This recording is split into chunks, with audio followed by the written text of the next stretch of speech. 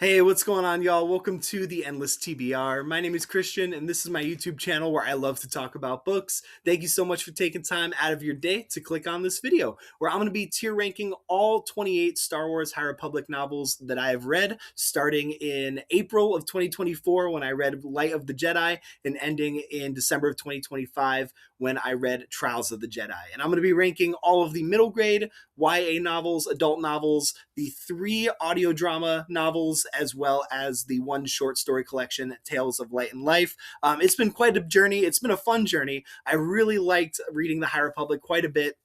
It's pretty much my first foray into reading Star Wars novels. I've read a couple here and there over the years, mostly just about characters that I've enjoyed, but I've never really taken a deep dive into a giant project like the High Republic before. I just really wanted to get into reading some Star Wars novels and decided in 2024 that with the High Republic being this massive overarching story, that this would be a cool place to start. So I finally finished it. I have a lot of great feelings about this franchise as a total, and I want to rank them now from favorite to least favorite. This is a video I've been wanting to make all month, and I'm finally getting to sit down and do it, which has me super stoked. Here you can see we have 5 rankings. We've got all-time favorites, amazing, pretty good, okay, and meh. I think overall there's going to be most of these are going to be ending up on the higher end of the tier list here. There's a couple books that I didn't enjoy very much, but overall I would say most of them are going to be at least in the pretty good category or higher. So let's get into it. One quick caveat I want to say is that I have not read any of the High Republic material outside of these novels. There's a lot of comics, there's some mangas and stuff like that. I have not read any of those things. This is just what I have experienced as these novels. I think there are some novels that tie in pretty heavily to the comic material, and so this is going to be coming from the viewpoint of someone who has not read that extra stuff. I think one day I'd like to get into it, but I just wanted to focus on the novels for now because it was already a big undertaking just going through these 28 books. So these are going to be spoiler free. I'm not going to talk about each of them in a lot of detail. I'm just going to kind of go through, do a little brief talk about why I liked it or didn't like it, and and rank them on this tier list. So let's do it. So starting on the first one, we have Light of the Jedi. This one's immediately going to go up to all-time favorites. I love this book. I thought it was super well written. It was the perfect introduction to this new time frame. It gives us a great look into who the Jedi are of that time period and how they operate as a unity to overcome this hyperspace disaster that's going on. And I just thought it was a perfect introduction. I think the success of this book is something that really locked me into wanting to read the High Republic more. If it hadn't been such a strong start, maybe I would have read the first book and been like, I don't know about that. But with this book being so strong, it really locked me into locked it into the franchise as a whole. So the only regret that I have is I wish Charles Soule would have written more of the novels because both of his novels were incredible. So Light of the Jedi is definitely an all-time favorite. Next up, we have A Test of Courage. This is going to go in the amazing tier. This is definitely my favorite of the Star Wars middle grade novels. I really like Vernestra Rwoh. I really like Imri Kantaros as characters. We got our introduction to Avon Starros as well, and I appreciate the relationship between Vernestra and Imri a lot. There's a disaster conflict that happens at the beginning of this book. Imri starts to slip into the dark side a little bit, and Vernestra has to grapple with being the youngest Jedi Knight of all time and being able to reach out and try to, help pull Imri out of this darkness. And I just love their bond that they formed in this book and how that continues through a lot of other stories in the High Republic. So that's going to go in amazing. Next up, we have Into the Dark. So Into the Dark is also going to go in the amazing tier. I'm going to put it above A Test of Courage. I do think it is slightly better. I enjoyed this book a lot. We get our introduction to Reath Silas, who's one of my favorite characters in the High Republic. His relationship with Comac is one of my favorite reoccurring things throughout a lot of these stories. And we get our introduction to the crew of the vessel. Affy, I think it's Leo. I think that's how you pronounce his name. I could be totally wrong about that. But Affy, Leo, and Geode are 3 reoccurring characters that I adore, especially Geode. He's hilarious. And I love just how claustrophobic and kind of scary this story is, as they're fighting against the Drengir and the feelings of the dark side aboard the Amaxine station, and seeing the machinations of Nan and what her character is all about as the story unfolds was a lot of fun. So this one's definitely going to go an amazing as well. Next up, we have The Rising Storm. I'm going to put this one up in all time favorites. This was the first time when I really started to feel the threat of the Nile. You know how they treat the Ferret Valo and just the absolute disregard for any life that they have. They just go in with these chaotic tactics and just want to slaughter as many people as possible. And yeah, I love the drama between the Chancellor and characters like Stellangios and Elzar Mann throughout this story. And like I said, this is the first time when I looked at the Nile and I was like, okay, these guys are truly a formidable threat that the Jedi have to face. And, you know, it shows us how they can take something that the Republic has put a lot of time and effort into and just dismantle it over the course of one day. So I thought this was an incredible book, very well written, and the action was really exciting. Sometimes when it comes to action in these books, it's hit or miss for me. Sometimes I get a little bit bored. Sometimes I think it's thrilling. This is one of the books where I thought the action throughout was really, really exciting. So that's going in all-time favorites. Next up, we have Race to Crash Point Tower. This is a middle grade novel. This is going to go down in the meh category, unfortunately. The thing I liked about this book is it introduces Ram Jamaram, who is a character that I liked. I love how he just, you know, he wants to just play with his droids and stuff and doesn't really want to do anything else. But overall, this is a pretty inconsequential story. It's definitely the shortest of the middle grade novels, if I'm not mistaken. There's a slight reference to it in The Rising Storm, like a sentence or two that acknowledges the events of this book. But besides that, it's pretty much just its own little short standalone adventure and just not one that I remember too well. Sometimes some of these books I remember better than others. The ones that I don't remember very well tend to be a little lower on the tier list for obvious reasons if I don't remember them. Speaking of books that I don't remember, this one is let me see, Out of the Shadows. I gotta, sometimes the pictures are cut off. I have to remember the names of them. Out of the Shadows is going to go in okay. The only reason I don't put it in meh is it does have Vernestra and Reith in there, who are, again, two characters that I really like in this franchise. But the overall story, I think, was extremely forgettable. Some of the characters that are introduced in this book, I just don't really care for. The Yarrows, Chansey and Sylvester Yarrow, Jordana Sparkburn, kind of that whole character arc never really stuck with me, and as well as the Graffs. I think you have Xylan Graff in this book as well. There is something towards the end of the book that plays into the overall narrative as far as technology goes. Which I would consider to be an important aspect of this story. But besides that, all of the character relationships, besides the stuff with Reith and Vernestra, I didn't really care for. But I enjoyed it enough for it to not be a meh book. Next up, we have The Fallen Star.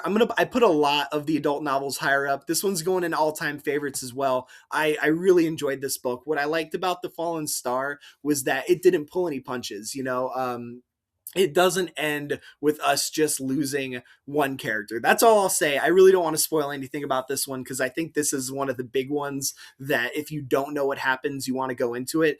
But you want to go into it blind. But I appreciated how, yeah, they didn't pull any punches. There's a lot of loss in this book, as you can probably guess by the title of it. And I enjoyed seeing the Jedi on their back foot. You know, two books in a row, The Rising Storm and then The Falling Star, they're just getting beat up by the Nile. And once again, you know, solidifying that the Nile are this big, credible threat that is slowly dismantling everything that the Jedi and the Republic have been working for.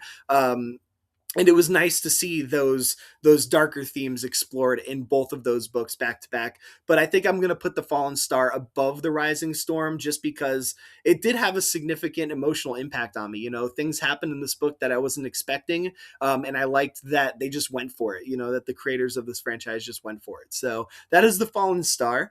Next up, we have, I believe it's Mission to Disaster. Yes, Mission to Disaster. This is another middle grade novel. I'm actually going to put this one in amazing as well. I think this and The Test of Courage are my two favorite of the middle grade novels by far. Again, Vernestra, I think, is a great character, but I love in Mission to Disaster. I felt this was when I really started to connect with Avon Staros as a character. I think she has a couple badass moments throughout this story, and I appreciated the relationship between her and Vernestra and Imri as well throughout this story. So that one's going to go up in amazing. Those are my two favorite of the middle grade novels by far right there. Next up, we have Midnight Horizon. I'm gonna put this one a little higher than I think most people have. I think a lot of people put this like way at the bottom. I'm gonna put this in okay, and I'm gonna put it above Out of the Shadows. I'll admit, I think Midnight Horizon is kind of like the black sheep of the franchise. It's definitely the most bizarrely written. Like I don't feel like it meshes well with the other books in the series. However, I do like how that continues Wreath and Comac's relationship. I like the decisions that Comac makes by the end of this, and how that leads into further installments down the franchise. And this was another one that I thought had a pretty decent battle sequence at the end. The whole side plot with the characters that are part of like the security firm, that aspect kind of drags the story down. I don't think it's very consequential in the grand scheme of things, and overall a pretty forgettable side plot. At least as far as I'm concerned, I don't know if it carries on at all into the comics. I think they might, but that side plot being in just this book alone, and those characters just seemed a little out of place. But yeah, not one of my favorites, but I didn't hate it as much as I think a lot of people did. So that's where that one's going to go.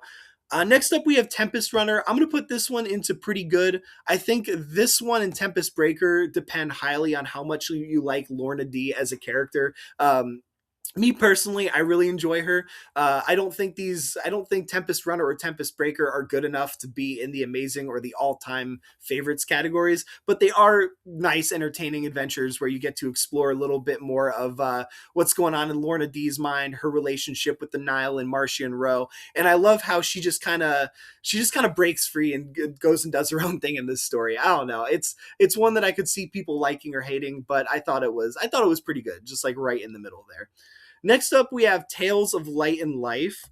This one's a hard one to rank because it's stories from all three different phases, but I'm gonna put it in pretty good as well. Above Tempest Runner. There's a couple stories in here that I really, really like, and then there's a couple stories in here that I think are completely forgettable.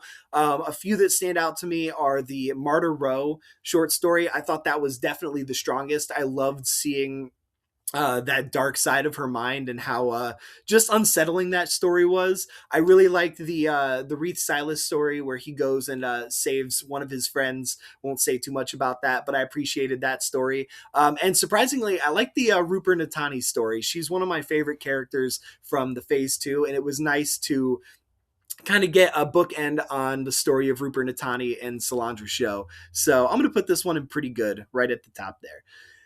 Next up, we have Path of Deceit. This is another one that I think might be an unpopular placement, or not unpopular, but maybe not aligned with everybody else. But I'm going to put this one in all-time favorites. I really, really enjoyed this book. And this is coming from someone who didn't read these as these books were being released. Like most of these were already out. I could totally see someone who was following the High Republic from like day one in like 2021. You finish phase one and then you got to jump back to phase two. And you're like, I just want to continue the story into phase three and see what's going to happen next. But as somebody that didn't have to wait for that, just experiencing the story I thought was awesome. I loved the relationship between Martyr Row and Kevmo Zink a lot. Unpopular opinion maybe, but I like their relationship more than Elzar Mann and Avar Chris's relationship. I thought the romance between them was just really, really moving, and how this story ended I thought was devastating. And it was another one where I give them credits for ending on such a dark note, not something that I was expecting to happen at all. And Martyr Row is probably my favorite character from phase two of the High Republic. So I loved seeing just her kind of mental degradation from being this like sweet person in Path of Deceit to where she ends up later on in the story. So I'm putting that one in all-time favorites. I'm gonna put it at the end though. Next up, we have Quest for the Hidden City. I'm gonna put this one in okay. I'm gonna put it at the top there. This is a middle grade novel. As far as I remember, a completely inconsequential story, doesn't really play into too much else, but it was a fun Star Wars adventure, aimed at a younger audience. I read it. I had a good time. I didn't dislike it by any means. I like Rupert Natani and Solandra as characters. And so, yeah, I don't really have too much to say about this one. It was just a fun Star Wars adventure. Next up, we have, I think this is Convergence. Yes, Convergence. This is going to go, I'm going to put this, maybe another unpopular one, but I'm going to put this at the top of amazing. I really enjoyed the combined story of Convergence and Catalyst. The political drama between Irem and Irino was one of my favorite aspects of Phase 2.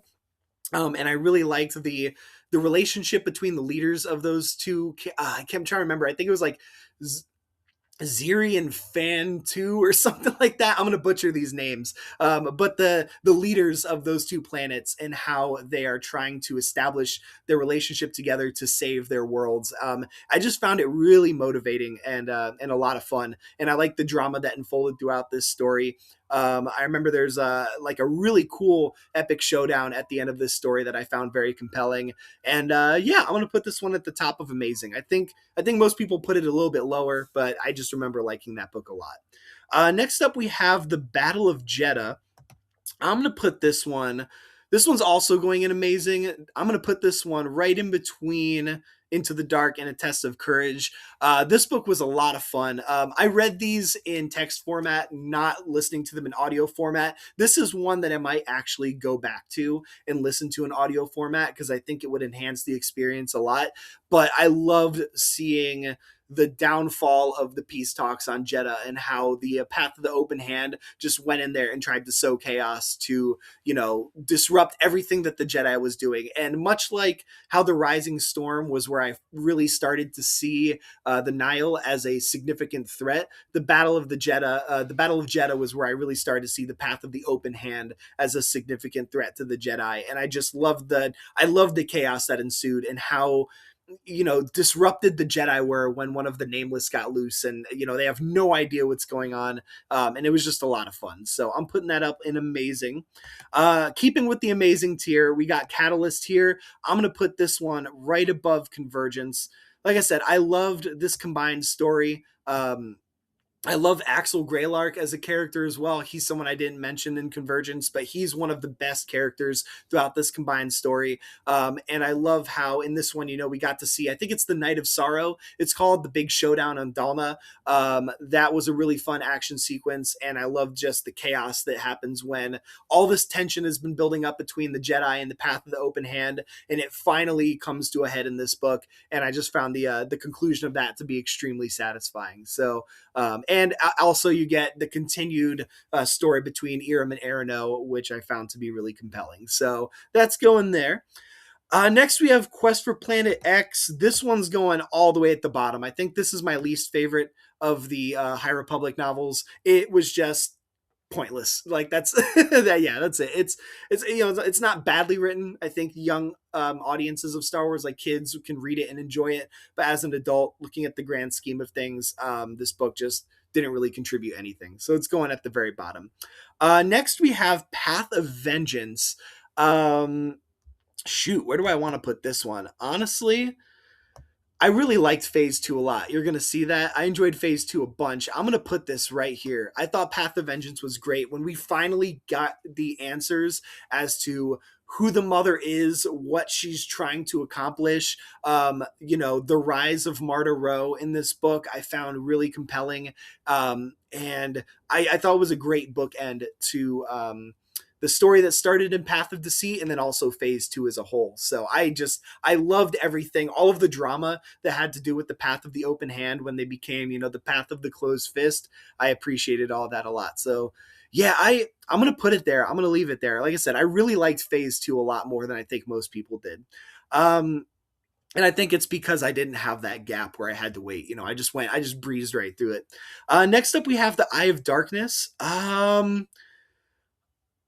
I'm going to put this one in all-time favorites as well. I'm going to put this one, I'm going to drop it below Path of Deceit, but I really enjoyed the Eye of Darkness. This was how the Rising Storm and the Falling Star were where I started to see the Nihil as this big threat. The Eye of Darkness is where I started to see Marchion Ro himself as a character to be a truly evil person. And I loved the introduction of the Stormwall as a plot element. I think that really advanced the plot a lot, where you have the Nihil finally took over their own space in the galaxy, and the Republic just has no idea how to get in there and save those people. And you have the back and forth between the Republic really just floundering for answers for anything to do to help the people in there, and then the things that are going on inside the storm wall where you have these little pockets of resistance trying to fight back against the Nile.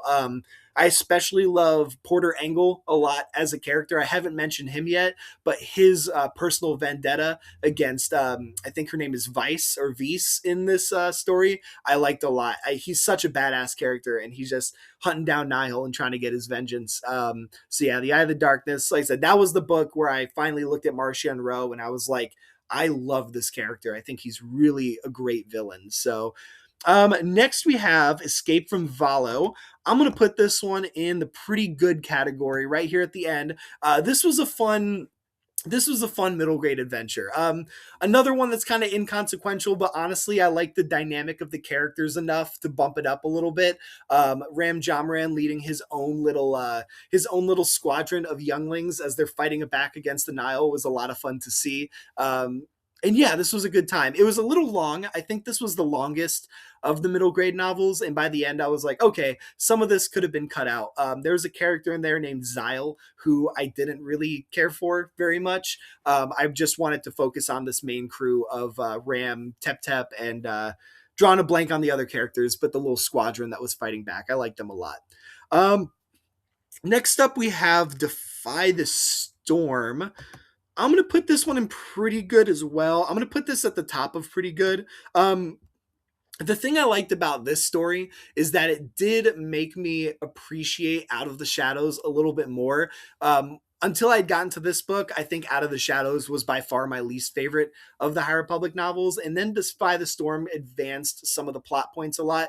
Once again, some of those characters, Jordana Sparkburn, Silvestri Yarrow, just I never really got into their characters very much, but I did enjoy how this book started to hint at the ways that they were going to fight back against the Stormwall. So that one's going to go in pretty good. Temptation of the Force. This is definitely my least favorite of the adult novels. Oh man, this is tough. Where do I put it? I'm going to put it, this is going to be controversial. I'm going to put it at the top of pretty good. I do think in retrospect, having finished the High Republic, I'm not going to talk about why, but there are events that happen at the very end that I do think make this book better. Mostly around the character relationships of Avar Kriss and Elzar Mann. But besides that, I don't remember really enjoying this story. It didn't, I didn't feel like it moved along the plot as much as I wanted it to. And with it being the penultimate adult novel, I didn't care for it too much. They're continuing to make a little bit of progress pushing back against the Stormwall and the Nile, but I just wanted a little bit more. And I felt like the main focus of this story was the romance between the two of them.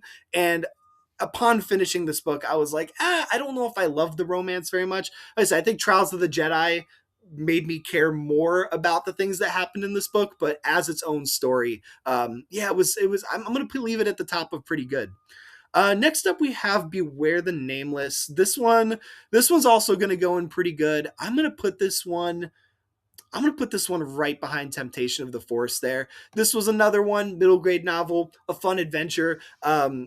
The main thing that I loved a lot in this book was the introduction of Churro the Hutt. I wish Churro the Hutt would have been a character from the very beginning, because I appreciated so much how they took, the species of the Hutts that you normally associate with bad guys, and they gave us one that defies those stereotypes. And he was just such a delightful character that I enjoyed reading a lot. And, continuation of some of the characters from Escape from Valo, just a nice cast of characters. And there's something that happens at the end of this book that I thought was going to be very significant, how the story wraps up. It turns out when you get to other Star Wars High Republic novels, they were like, oh yeah, that thing that happened at the end of Beware the Nameless, it's actually happened like a dozen other times. So it wasn't as significant as I thought it was going to be. But at the time finishing Beware the Nameless, I was like, oh, they accomplished something pretty big at the end of this middle grade novel. So, but it didn't end up being as consequential as I thought it would be. So next up, we have, oh gosh, the titles are cut off. Hold on one second here. I think that's Tears of the Nameless. Tears of the Nameless and Into the Light both have very similar looking covers here. So this one is Tears of the Nameless. This one's going in amazing. I think this is, besides Path of Deceit, I think this is my favorite of the YA books. um I'm gonna put this at the top of amazing. I really enjoyed this book a lot. This was the book where, going into phase 3, you had, of course, the drama going on between the Stormwall, Martian Row, the Jedi, the Republic, and all of that. But I felt like I wasn't really getting a lot of answers. It was a lot of like, we know these nameless are out here. We don't know what they are, how they have these powers, all that stuff. When we got to Tears of the Nameless, I felt like that was finally the point where the answers started to come together. I started to get an idea of the larger picture of what was happening with this species of characters. And this is the point where Reath and Master Comac came back together. And I thought that was a really emotional and compelling moment in this book. And I appreciated it a lot. So, yeah, I'm putting Tears of the Nameless at the top of amazing. I really enjoyed that book. I would say it's my favorite YA novel, except for Path of Deceit, for sure, because I just love Path of Deceit. All right, next up we have Into the Light. This was a really solid one. This was like, I compare this to kind of like the Avengers Endgame of the YA stories, where you had a lot of characters coming together. The overall plot itself, fighting against a blight that was appearing on Kashyyyk, was okay. I thought the overall plot could have been more exciting and stronger for the final YA novel, but not a bad story by any means, and had a lot of great character moments. Definitely the relationship between Reath Silas and Aslan Rel, I think, was a highlight in this story, and how their relationship has built up over the course of many books. I'm gonna put this one I'm gonna put this one in amazing, but I'm gonna put it a little bit lower. I think I'm gonna put it right out of there, right there, which is interesting. It's right next to where we see Reath Silas for the first time. Let's see. Next up, we have A Valiant Vow. This one I'm gonna put in okay. This is the final middle grade novel. Let's see, where in okay? I'm gonna put it at the top of okay. Um, as the last middle grade novel, I was expecting a bit more from it. We revisit Imri Kantaros and kind of get a nice little strong book end to his character, but overall, not too much happens in this to advance the plot. It was actually, when all in the midst of everything else going on between like Tears of the Nameless and Temptation of the Force and Into the Light, and then I kind of took a pause to read A Valiant Vow, and I was like, it just felt like a bit of a dip in excitement. So I'm going to put that at the top of okay.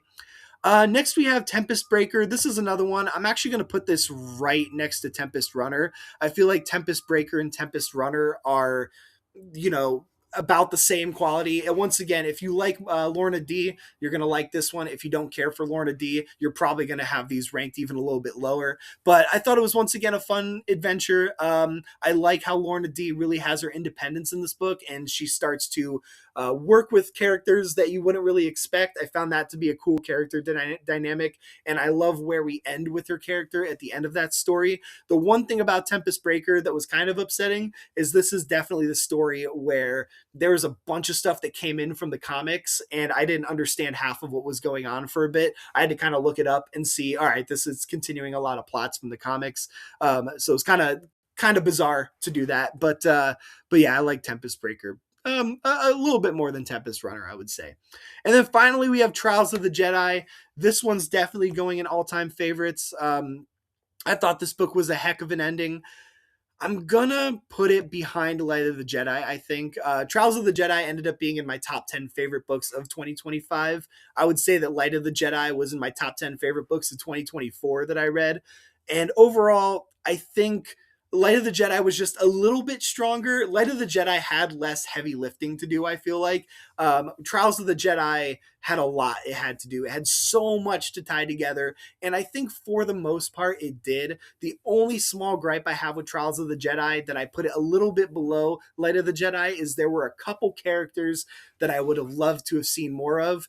I don't blame Charles Soule at all. He literally had so many different characters that he had to pull together. And, putting an end to the nameless conflict, the conflict with the Nile. Like I thought, as far as endings go, this is about as strong as it could have been. But there were a couple characters that I was really missing throughout that book. So I'm going to put it right in second place, but still an incredible book. And once again, I wish Charles Soule had written more in the High Republic. I know he did some comic stuff, but I wish he had made some more novels because his writing of Star Wars was just incredible. So this is my final list. I'm just looking at it one more time.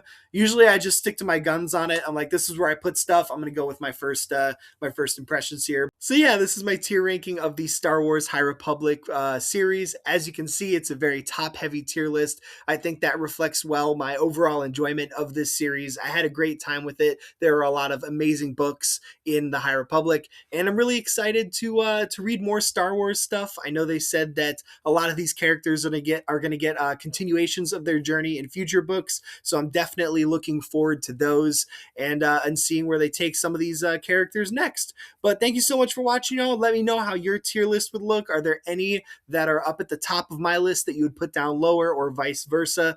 And yeah, thanks for making it through the whole video. Y'all have a beautiful rest of your day. My name is Christian. Once again, stay safe out there, and I will catch you all in the next video.